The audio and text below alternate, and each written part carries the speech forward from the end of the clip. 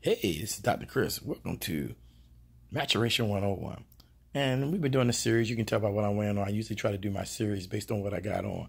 And so in the last episode, we talked about, that was episode 9. This is episode 10 for those of you keeping score on your program. Episode 10. Now, last time we talked about how do you know somebody is playing you. And I gave you the full group thing. How many people did the homework? Where you made a list of 3 or 4 people in your life, and you wrote down the things they consistently say to you and lessons they try to do. And then did their behavior match the words they were saying? And if it didn't, if they were not aligned with one another, and they were incongruent, the $5 word, but basically aligned is our word, then you know this person is suspect. You need to either not deal with them or you need to call them on their shiggity. And the easy thing to do is not deal with them for a minute, and then when they approach you, then you call them on their shiggity. Unless you want these bold brothers like me, I just straight up tell them, look, I ain't got nothing to do because you ain't doing this. But a lot of times you just let them hang themselves. No need for strife. The second thing you need to do is you're going to write this on a piece of paper so you have it. So you know how to recognize shadiness versus realness. And that's it. It's just that simple. And this episode, we've already talked about the NFL. We've already talked about this. I want to talk about the importance in this episode, the importance of,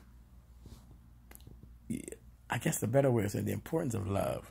People don't want to talk about love like it really means. Real love is something that it's patient, it's kind. All the things with love, you hear those that love is patient, love is kind. All that stuff is real. And some people have never experienced real love. They've had trauma in their personal life. They've had abusive parents, abusive exes, abusive family members. Maybe some of them have been sexually assaulted. People have a lot of stuff and it's untreated and they walking around. And what you got to do is, the Beatles said, all we need is love. It's true. We need to focus more on giving love. And if we all focused on giving love, we'll all receive the love that we're trying to get.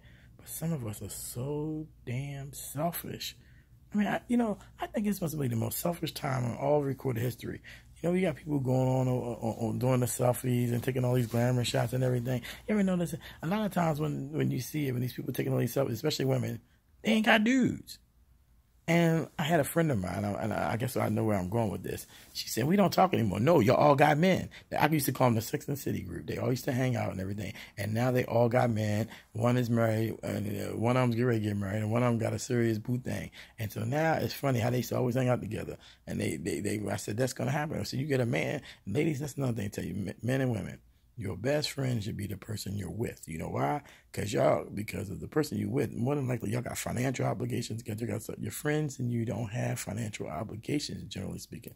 That's in the business. So if you got financial obligations with somebody, that person should be your best friend. That's who you want to be with. That's who you give it a chance to because you know they can help you. We keep talking about time, energy, and resources. Why not spend your time, energy, resources with the one you with?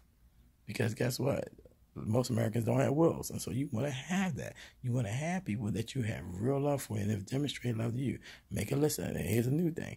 Make a list of people who are showing you real love. How do we know they're showing you real love? Look at look at how they helped you time after time. Look at the energy they put into moving heaven and earth to help you, and look at the resources they did, both money in terms of, and then using the resource of picking up the phone and calling people to get you out of a situation. That's how you know that person is real or not. So look at that. Make that list of those friends, and then see who's been helping you. If they're not helping you get close to that dream, and going out a good time and giving your word is not it. It must be a combination of time, energy, and money. Time, energy, and resources, and that's a lot. Time, energy, and resources are important. If they're giving you a lot of that, then you know that's a real friend. All right? And some people do it with strings attached, so that's not a real friend. They just, some people, but if they're doing it of the goodness of heart, and then it's an unwritten rule, now you got a situation. All I'm asking you to do is think about love.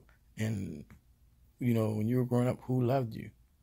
Who loved you? Who showed you love? A lot of people don't know what love is in a couple of sense because they've been shafted so many times. So who taught you how to love? Says everything about your love life and why you may not have it, and why you self-sabotage, because you think you're not deserving of love. A lot of us do it. We self-sabotage. We get with somebody good, and then we got to act the fool or shack the fool. And we start acting the fool, and guess what? Then we miss out on everything.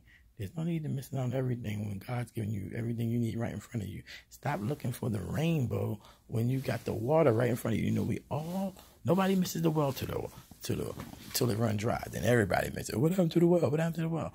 It was there, but you didn't want it, so it dried up. And that's what it is. So I want you to think about that. Look at the people in your life. Make the list. Are their words matching their deeds in terms of what constitutes somebody loving? If a person's deeds don't match their words in terms of they make decisions and that impact you and they don't involve you, that's a problem. If they don't have, when they want something, they'll call you and blow your phone up. But when you call them and try to blow up, they don't call you back, they don't reciprocate. When their friends call and say, hey, let's go somewhere they want to go. But when you do it, you got to beg. No, folks, that ain't love. That's selfishness. I told you about when the selfishness and personal hypocrisy are two of the biggest culprits that destroy relationships. And you look in the African American community where we don't trust each other because, slavery and then the Reconstruction and then the daggone segregation all taught us not to trust one another. And our women as well. Our men aren't reliable, so we get treated a certain way. And it's unfortunate. It ain't right, but that's where it came from. And welfare made it worse. So it sucks, but I'm glad that I had a chance to talk to you guys today. I'm glad that you guys, just for a moment, will consider what love is. And remember, some people are engaged in self-sabotage and do stupid stuff because they're not used to being loved. And in that case, you might want to consider an intervention. Go to a counselor together and say, look, this is what you do. Because some people will not accept their BS until they're confronted on it by a trained professional who's used to people doing that bullshit. We need to confront people on their bullshit when they do it, but there are multiple ways to do it. And I think that you get that. And with that, just reminding you, Dr. Chris reminding you, it's not your environment, but it's you. The quality of your mind, the integrity of your soul, and the determination of your will. That is what you are. You are what you aspire to be and not what you now are. So do that homework, make that list of friends and write down the things that they say they love you. And then let's see the things they do that have helped you love more. And if they're not, then they got a situation going on. And with that, that's all, folks.